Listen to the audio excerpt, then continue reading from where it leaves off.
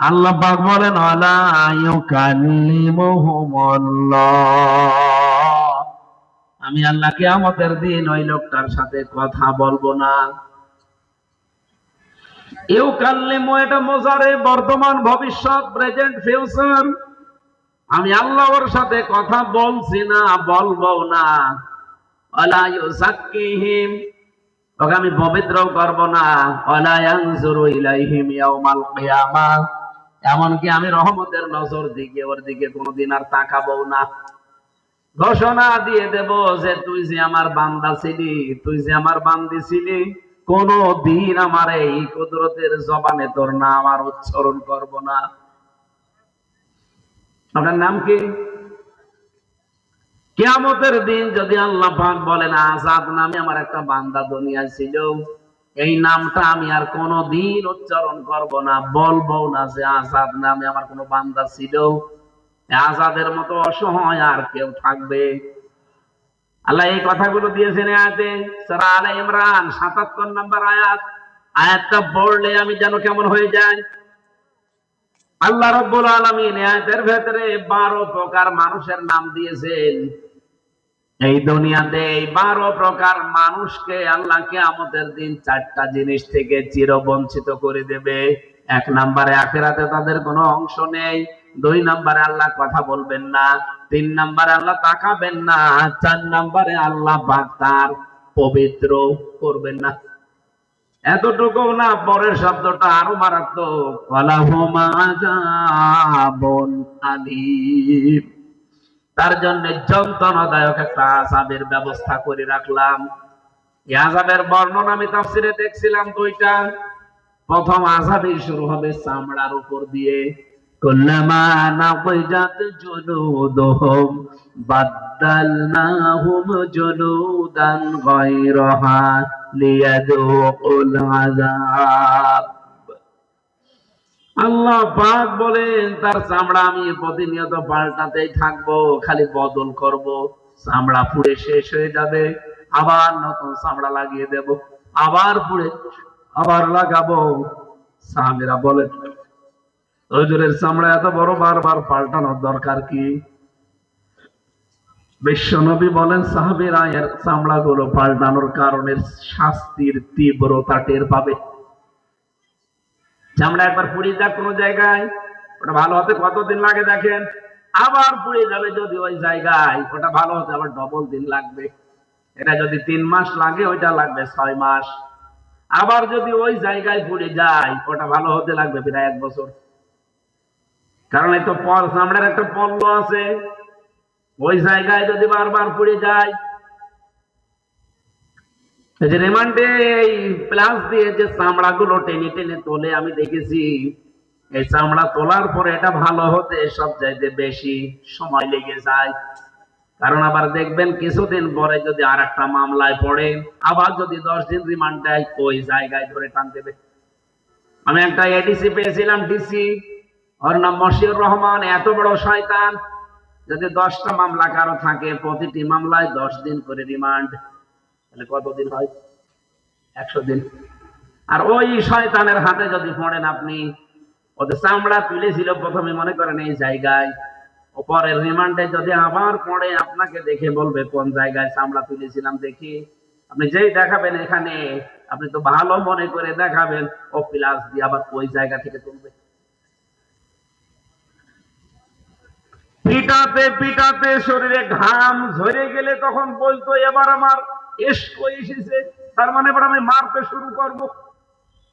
এইরকম এক শয়তান, বাটুল, এতটুকু মনে হয় দেখতে। শয়তানের বাবা। জেলখানার ভেতরে ১০০ জনের প্রায় ৯৯ জন মানুষ বলতো যে ওই শয়তানরা যদি বের হয়ে কোনোদিন পায়, ওরা আমি খুন করব। কারণ ওর হাতে যে পড়েছে তার জীবনও শেষ করে দিয়েছে।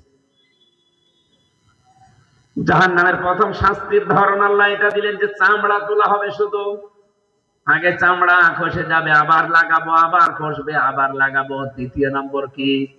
দ্বিতীয় শাস্তি হচ্ছে এই বুকের ভেতরে আল্লাহ ছিদ্র করবে, বাম হাত বুকের ভেতর দিয়ে দিয়ে দেবে। পেছন দিকে বুকের ভেতর দিয়ে হাত বের করে ওর উপরে একটা কিতাব দেবে, যেটা আপনার আমল নামা। এটা দিয়ে ডান হাত ফেরেশতাদেরকে বলবে যে এই হাত ধরে এবার টান দে। বুকের ভেতরে যে হাড় গড়গুলো আছে সব ছিঁড়তে ছিঁড়তে চলে আসবে, ভাঙতে ভাঙতে। এটা ধরন বললেন আল্লাহ, এটা জাহান্নামের শাস্তির ধরন। আমি যে কথা বলছিলাম ওইটা আমি 2 মিনিটে শেষ করে আয়াতের তাফসিরে যেতে চাই, নাকি শেষ করে দেব? আল্লাহ রাব্বুল আলামিন নবীদের যে দোয়া দেখলেন, তারা কিন্তু শুধুমাত্র বলেননি আল্লাহ আমারে মাফ করে দিয়েন, এই শেষ না। প্রতিটি নবী শেষের দিকে বলেছেন মিল্লাদুনকা সুলতানান নাসীরা। দুনিয়ায় তুমি আমাদেরকে রাষ্ট্র ক্ষমতা দান করো যার ভেতরে তোমার সাহায্য থাকে। রাজশাহীবাসী বিবেক দিয়ে বলবেন, নবীরা যে রাজ ক্ষমতা চেয়েছিলেন, রাষ্ট্রীয় ক্ষমতা, এটাকে দুনিয়া ভোগ করার জন্য? কথা বলেন না কেন? বেশি পাওয়ার দেখাবে এই জন্যে, টাকা পয়সা কামাই করবে এই জন্যে? কেন? তারা চেয়েছিলেন এই কারণে, কারণ আল্লাহর বিধান এমন এমন আছে যেগুলো ওয়াজ করে নসিহত করে বলা হয় না। এগুলো কায়েম করতে হলে রাষ্ট্র ক্ষমতা লাগে। আমি সেই 11 সাল থেকে ওয়াজ করি, 3 বছর মাস জেলে ছিলাম, পারি নাই। বাকি বছরগুলো অন্তত কম বেশি তো করেছি। যতদিন ওয়াজ করেছি আপনি নিজের থেকে বলেন একটা ওয়াজও আমি এই বাংলার জমিনে কার্যকর করতে পেরেছি? কত সুদের ওয়াজ করলাম, সুদ আরো বাড়ে। কত ঘুষের ওয়াজ করলাম, ঘুষ আরো বাড়ে। কত জেনার ওয়াজ করলাম, জেনা আরো বাড়ে। কত চুরির ওয়াজ করেছি, চুরি বন্ধ হওয়া দূরের কথা আরো বেড়ে যায়। আমার গ্রামের বাড়ি কুষ্টিয়া জেলার পাটিকা বাড়ি ইউনিয়নের হালসা ডাবিরা বেটা। আমি জেলে যাওয়ার আগে 19 সালে একবার একটা রায় দিয়েছিলাম, মানে ফতোয়া। 2 জন জেনা করেছে, তার স্বামী থাকে বিদেশে, মহিলা একজনের সাথে লাইন করে কাজ করে ফেলেছে। এসব এলাকায় তো এসব নেই। কাজ যে করেছে ধরা পড়ে গেছে, সাক্ষীও আছে 4 জন। গ্রামের লোক সব এসে আমারে বলছে আপনি তো মুফতি সাহেব, ফতোয়া দেন তো। আমি ফতোয়া দিলাম যে সত্যি যদি 4 জন দেখে এই কাজ করা, তাহলে জেনা যারা বিবাহিত তাদের শাস্তি হচ্ছে এই পর্যন্ত বুকের ভেতরে, মাটির ভেতরে গেড়ে দেবেন বুক পর্যন্ত, এর ভেতরে ইট বা পাথর দিয়ে মেরে মেরে ফেলবেন। এটা ফতোয়া, আমি কি বানিয়ে বলি? কোরআনে সূরা নূরের ভেতরে আছে। আমি তো রায় দিলাম কোরআন দেখে দিয়ে, ফতোয়া দিয়ে দিলাম। বলেন তো এই ফতোয়া যদি এলাকার মন্ডল মাতুব্বর যা আছে মোড়ল, এরা যদি কায়েম করে ফেলতো, এই মহিলাকে সঙ্গে সার করার আগে আমারে সঙ্গে সার করত। ও মহিলার জন্য আপনি গর্ত করবেন, ওকে বুকের ভেতর পর্যন্ত মাটির ভেতরে কাটবেন, পাথর মারতে আরম্ভ করবেন, এর আগে পুলিশ এসে আমারে ধরে নিয়েছে ফাঁসি দিত। বলতো হুজুর ফতোয়া দেবেন, দেন, কার্যকর করতে বললেন কেন? এদেশে কি ইসলামী আইন আছে? আসেন আপনার কার্যকর করি এবার। গ্রামের লোক হয়ে গেল 2 ভাগ। বেশি আবেগ নিয়ে যারা চলে তারা বলল কি হুজুর হয়েছেন, খালি ফতোয়াই দিতে পারেন, মানতে পারেন না। আমি মেনে মানবো কি করে?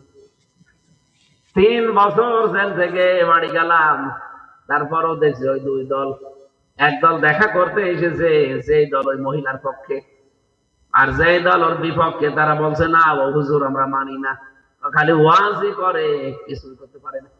এই জন্য তো এবার মাথায় গামছা বেঁধে লেগেছি, দেখি ওয়াজ না কার্যকর করবে। বুঝেছেন?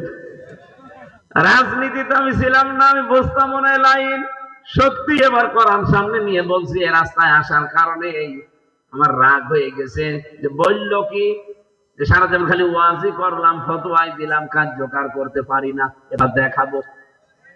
সত্যি যদি বাংলাদেশে এবার 151 জন আমরা কোরআন নিয়ে হেঁটে হাতে নিয়ে যেতে পারি সংসদে, এই চুরির আইন, জেনার আইন, ব্যভিচারের আইন সবগুলো আমরা পাশ করব। তখন শুধু ওয়াজ করে শেষ না, রাজশাহী ওয়াজও হবে, কুষ্টিয়াতে ফতোয়া কার্যকর হবে।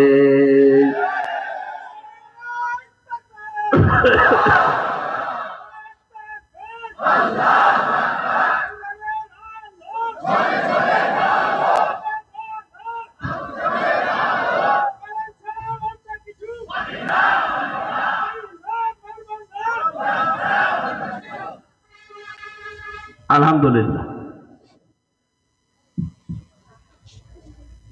তাহলে নবীরা দোয়া করেছিলেন যে রাষ্ট্র ক্ষমতার জন্য শুধু টাকা পয়সা উপায় করবেন, ক্ষমতা দেখাবেন, দুনিয়া ভোগ করবেন, এই জন্য না। তারা চেয়েছিলেন আল্লাহর বিধান শুধু মানুষকে দাওয়াত দিয়েই না, এগুলো আমরা কার্যকর করতে চাই।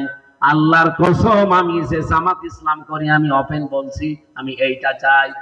জামাত যদি বাংলাদেশে আজকে বলে যে আমরা আল্লাহর আইন চাই না, আমি আজকে তওবা করে জামাত থেকে ইস্তফা দেব।